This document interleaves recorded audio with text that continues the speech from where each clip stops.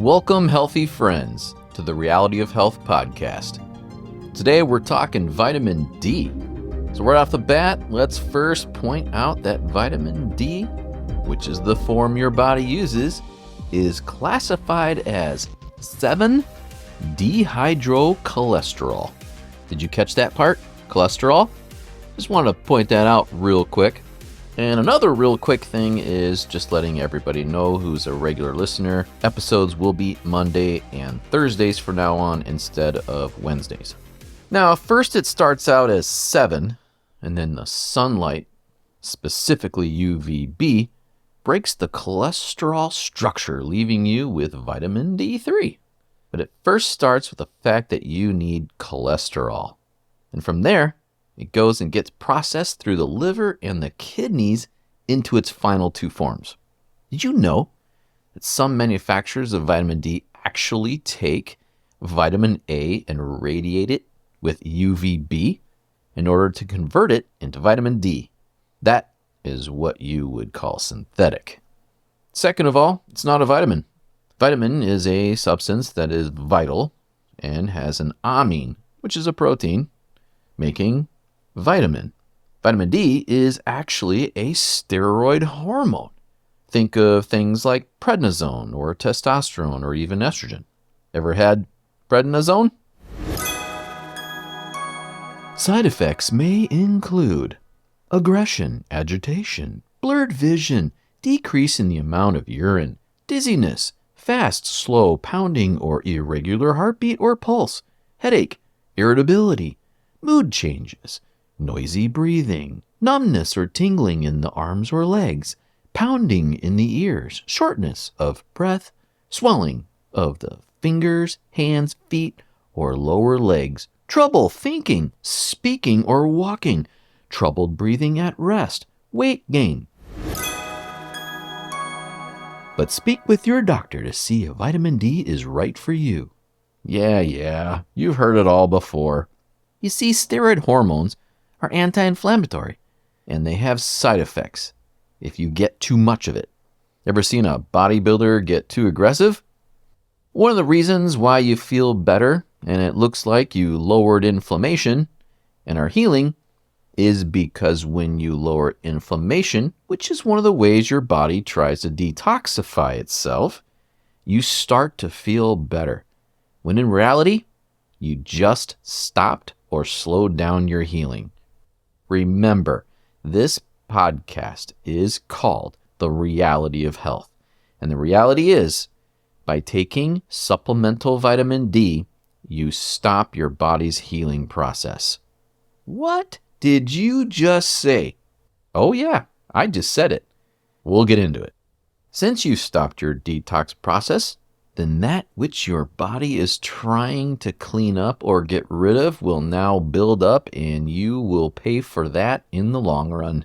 This is why if you get tested for vitamin D and it looks low, it's because your body's been trying to make vitamin D to keep your inflammatory response under control. So if you give yourself extra supplemental vitamin D, you shut down the entire inflammatory response in your body because it's trying to heal itself. See? You threw the body out of whack. You dysregulated the homeostasis. Homeostasis in your body is everything. At the end of this episode, I will tell you what your hormone, vitamin D, does for you. The sun is your healer, not the vitamin D bottle. Oral dosing of vitamin D is what I am talking about in this episode. So your exposure to sun is the proper way to get this hormone. It comes with all the benefits and none of the negatives. The other way to get it is by consuming animal fats that contain vitamin D, that animal has converted by, guess what? Being in the sun. Things like fatty fish or fish livers. But if you don't like those, then egg yolks and liver. Raw dairy is good too. Has to be raw. There's quite a few associations of getting your vitamin D from being in the sun and all-cause mortality. That just means They have associations of people living longer without complications, not from supplements.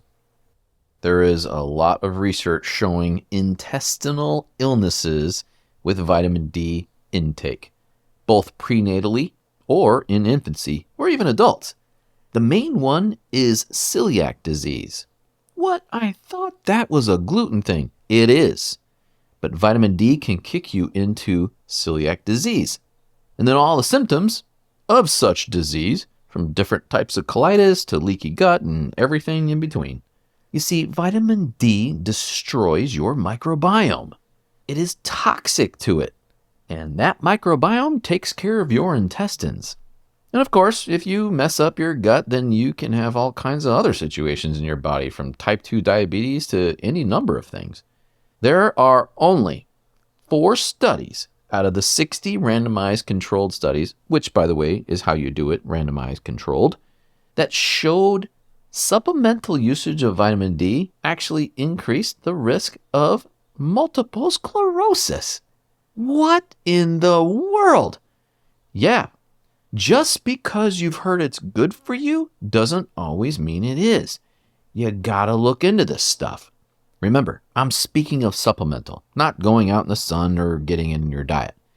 This is why you don't want vitamin D enriched products like milk or cereals or whatever garbage is out there that they have to add vitamins to make it look healthy. There is no benefit to supplementing with vitamin D. Besides, the form your body makes from cholesterol is much better, and it's free. Doesn't it feel good to be out in the sun? Does it get any better than that? This is why the sun is so important. One of the metabolites of your vitamin D processing from the sun in the UVB spectrum is your body makes lumisterol. Doesn't that sound awesome? What a name, lumisterol. Luma, obviously, is light, and sterol being, it's a steroid. It's been shown that lumisterol slows down your cell death, and that's probably one of the main benefits of seeing vitamin D's health effects on your body. Although there is some evidence to show that the more you take supplementally, the less your body will create its own lumisterol.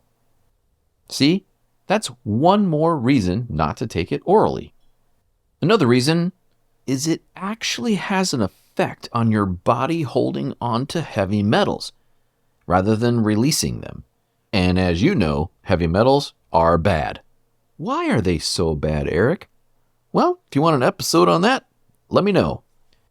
Very, very few real clinical trials have been done that show any significance for the use of supplemental vitamin D, and most of those were flawed. It's also been associated, but not totally proven yet, to create heart conditions. What? So what do I do, Eric? I mean, everybody tells me that you need vitamin D and how important it is. Well, I would say, yeah, I agree, it is important, but you don't need to buy a supplement. Get out in the sun, especially when it's at its highest, because that's when the UVB is at its peak. But I thought the sun was bad for me, especially UV. No, it's not. Without the sun, everything dies. But I can get too much sun, right? Well, of course you can. But who's going to sit out there and literally fry themselves? Accidentally, that's one thing. Well, how do I get D? Well, you can eat more animal fats, especially ruminant animals that are pastured, if you can. And organic pastured eggs, which is the only way you should ever buy eggs, is organic pastured. And then, of course, fatty fish, wild caught. Never, ever buy farm-raised fish. It is totally disgusting and extremely unhealthy. You're better off just not eating it. Animals' fat have the highest levels of D in the summer because they're outside in the sun so much. Well, they say we're a mammal. So if you're a mammal and there's such a thing as a sun, doesn't that mean that we should get the sun? in order to increase vitamin D? Absolutely. The last way you can do it in the winter is with a light device. You've heard of red light therapy. I love red light therapy. Well, there's products that will make sure that you are getting all the spectrum from the sun, including the full spectrum of UV A, B, and C. Then you'll produce vitamin D in the winter when it's cold outside. Well, would you look at that? I just saved you money. One more supplement you don't have to buy. If you wear clothes that cover your whole body, then you are not getting sun exposure. So people who work at night have health issues related to not getting enough sun. If you work in an office all day and then you get in your car and you go home and then stay inside, then you will see the issues related to not getting enough sun. Now, if you want to test for it by not getting a blood test, there are ways that you can test your body. You have a point at the crease of your left leg where it meets the torso, halfway between your hip and your groin. If you know how to do muscle testing, then this could be extremely beneficial to check often. So what does vitamin D do in proper amounts regulated by the body? Well, everything. Possibly. No one really knows what hormones actually do. They think they are signalers, messengers, sort of. But then what? Do they actually do the heavy lifting, or are they actually just information? They obviously can influence us in so many ways, from inflammation to mood. Vitamin D has an influence on basically your whole body systems. They think. We can see the results of them, but how do they work down to the base level? You know, the stuff which we can't see, the unknown. The area of theories. Well, sorry to say, we were told it was a vitamin to only find out it is a hormone, to which they are not exactly sure how hormones even work. Thank you for listening. Please subscribe and do all that stuff everybody asks you to do. Take care of yourselves.